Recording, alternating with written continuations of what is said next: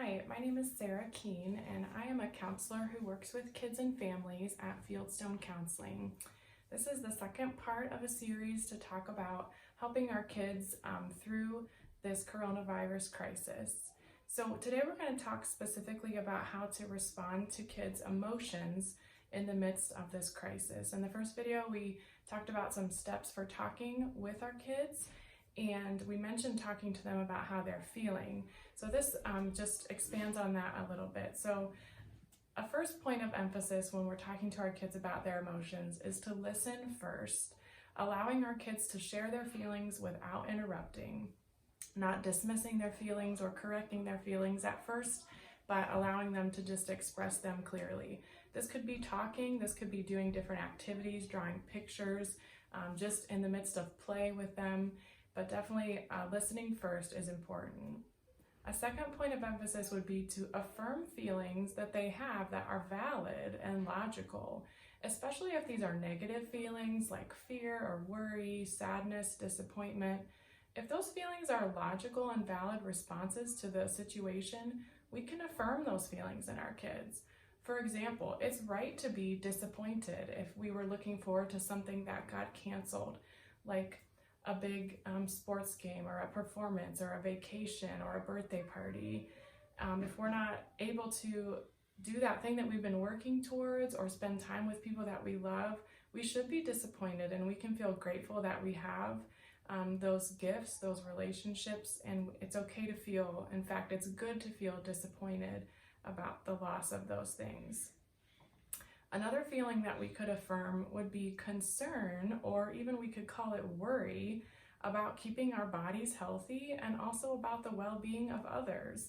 It is right to care for our bodies. Our bodies are gifts from the Lord, and it's right to do our best to care for them. It's also right to be concerned about others, and we can talk about how these feelings can lead to actions, to doing things that are loving towards others and doing things that are good for taking care of our bodies, like washing our hands or staying away from other people that might get sick easily.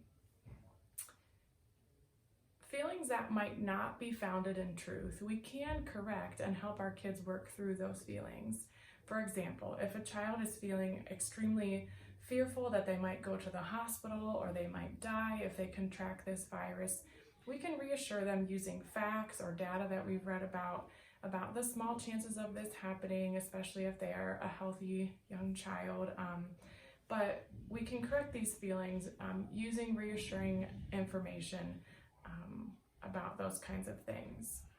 We definitely want to continue to give our kids opportunities to express their feelings, especially in creative ways. For example, as we are doing school at home in some way, shape, or form, we can ask our kids to draw a picture or write a story or use their toys to act out what their perception is of what's happening in the world. We can also use this time to help our kids grow in their emotional intelligence. There's a word called emotional granularity, which is a skill where we use different words to describe emotions. So instead of just saying we feel sad, we might use a more specific, more descriptive word like disappointed or upset or discouraged. So encouraging our kids to increase their emotional vocabulary with how they're feeling. We could also do things like play games as a family, maybe play feelings charades, acting out different emotions, and we have to guess what emotion the person is acting out. All of these things are really helpful for encouraging that emotional granularity or that emotional intelligence in our kids. This is a great opportunity to develop those kind of skills that are going to help them in the rest of their life. The last thing I want to address today is just some signs that possibly if your kids are not coping well with these changes that we've been going through, some kind of red flags to look out for would be disturbances in their sleep, like difficulty falling asleep or waking up through the night. Secondly, somatic complaints, so physiological issues like feeling sick or headaches or stomach aches or even throwing up when they're not actually ill. Regression in development, like maybe regressing back to behaviors of a previous stage of development. Another one would be behavior outbursts. Another would be expressions of extreme worry or extreme sadness. And then lastly would be kind of inability to complete daily life functions that would be expected of same level peers. So things like, daily functions during the day, getting dressed, doing their chores, doing the work they need to do, playing with others, that sort of thing. All of these observations should of course be kept in light of their frequency, how often are they happening, their intensity, how serious, how intense are they, and also their duration, how long are they lasting. So it's of course typical for children to have a behavior outburst, but not all day, every day for hours and hours and hours, for weeks and weeks on end. So those things are really important to remember.